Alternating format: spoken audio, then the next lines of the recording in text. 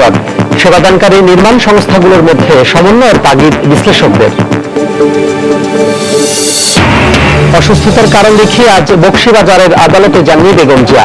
আইনজীবীদের করা সময় আবেদন মঞ্জুর, আত্মপক্ষ সমর্থনের পরবর্তী তারিখ 16 ফেব্রুয়ারি। তৈরি পোশাক খাতের অগ্রগতি বাধাগ্রস্ত করতে তৎপর দেশি বিদেশি চক্র। অভিযোগ শিল্প সংশ্লিষ্টদের।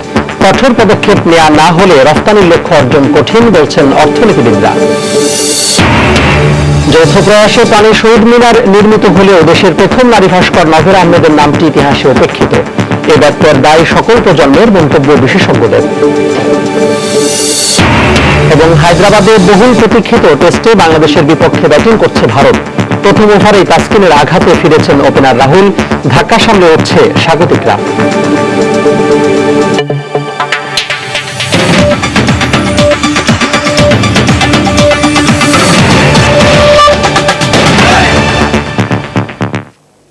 সংবাদের সঙ্গে আছি আমি তোহা খান তামিম।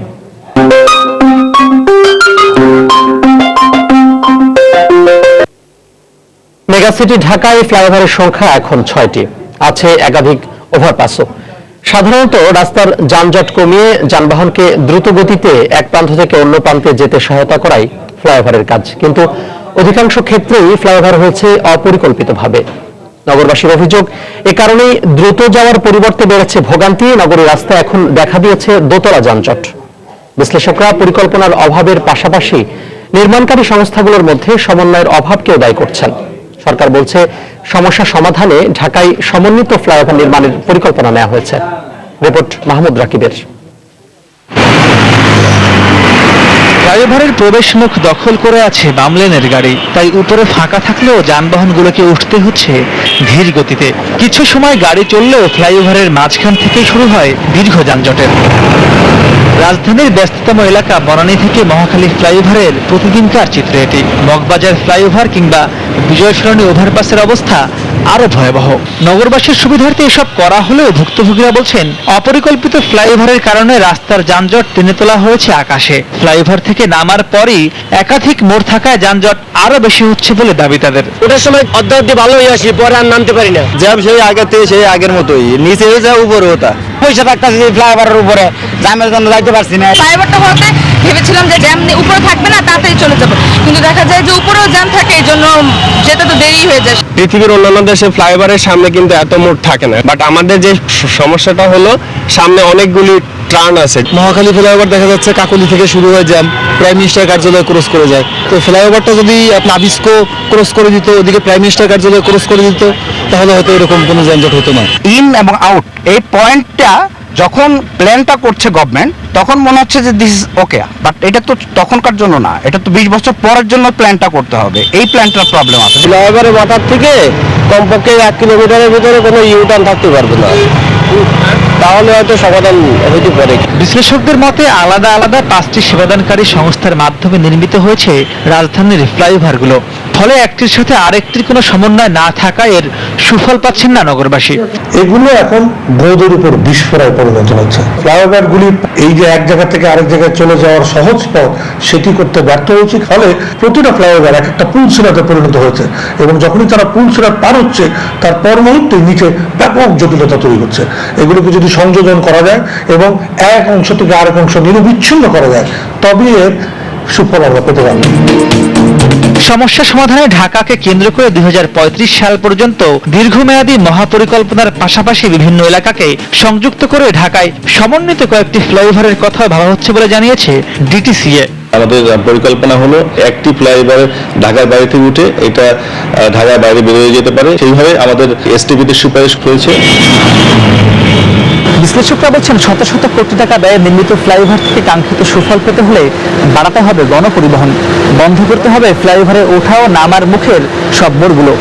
এছাড়া নগরের যানজট নিরসনে এলিভেটেড এক্সপ্রেস ও ফ্লাইওভারের মতো আরও যেসব বড় বড় প্রকল্প হাতে নেওয়া হয়েছে, তাও যদি একইভাবে সেবাদানকারী সংস্থাগুলো যে যার মতো অপরিকল্পিত সমন্বয়হীনভাবে করতে থাকে, তাহলে অদূর ভবিষ্যতে মেগাসিটি ঢাকার পুরো সড়ক ব্যবস্থায় হয়তো মুখ থুবড়ে পড়তে পারে বলে আশঙ্কা তাদের।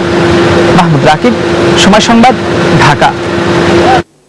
অসুস্থতার কারণ দেখিয়ে দুর্নীতির 2 মামলায় আত্মপক্ষ সমর্থন করে বক্তব্য দিতে আজ বকশীবাজারের আদালতে যাননি বিএনপি চেয়ারপারসন বেগম খালেদা জিয়া। আইনজীবীদের সময় আবেদন মঞ্জুর করে পরবর্তী তারিখ 16 ফেব্রুয়ারি ধার্য করেছেন আদালত। সকাল 10:30টার দিকে বকশীবাজারের আদালতে যান বেগম জিয়ার আইনজীবীরা। অসুস্থতার কারণে বেগম জিয়া হাজির হতে পারেননি বলে সময় আবেদন করেন তারা। 14তম বারের মতো পিছিয়ে জিয়া অরফানেজ ট্রাস্ট ও জিয়া চ্যারিটেবল ট্রাস্ট দুর্নীতি মামলায় বেগম জিয়ার আত্মপক্ষ সমর্থন করে বক্তব্য দিতে 16 ফেব্রুয়ারি পরবর্তী দিন ধার্য করেন আদালত। এর আগে 2রা ফেব্রুয়ারি জিয়া অরফানেজ ট্রাস্ট দুর্নীতির মামলা পূর্ণ তদন্তের আবেদন খারিজ করে দিয়ে বেগম জিয়াকে তার বিরুদ্ধে আনিত অভিযোগ পড়ে শোনান বিচারক। এ সময় বেগম জিয়া বলেন, হট্টগোলের কারণে তিনি কিছু শুনতে পারেননি।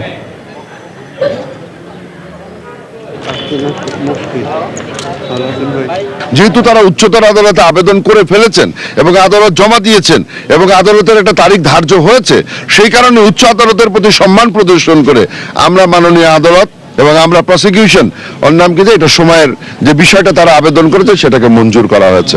আদালতের প্রতি অনাস্থা দিয়েছিলাম, এটা অত্যন্ত গুরুত্বপূর্ণ জিনিস এবং এটা হাইকোর্ট ডিভিশনে অলরেডি ফিক্সড হয়ে গেছে। এই মামলাটা এখান থেকে বদলি হয়ে অন্যত্র যাবে কি যাবে না এটা সিদ্ধান্ত জন্যে অপেক্ষমান আছে। বিজ্ঞ আদালত এটা বিবেচনায় নিয়ে সময় দিয়েছেন। মুলতবি হচ্ছে আগামী 16 তারিখ। রেলওয়ে নিয়োগ পরীক্ষায় দুর্নীতির অভিযোগে রেলওয়ে পূর্বাঞ্চলের সাবেক মহাব্যবস্থাপক ইউসুফ আলী মৃধা সহ 3 জনের বিরুদ্ধে 7টি মামলায় চট্টগ্রাম আদালতে চার্জশিট দিয়েছে দুদক। সকালে দুদক কর্মকর্তারা চট্টগ্রাম আদালতে চার্জশিট জমা দেন। Railway goods staff, data entry operator এবং কার্পেন্টার সহ বিভিন্ন পদে নিয়োগের অভিযোগে 2013 সালে ইউসুফ আলী মৃধার বিরুদ্ধে 13টি মামলা করে দুদক।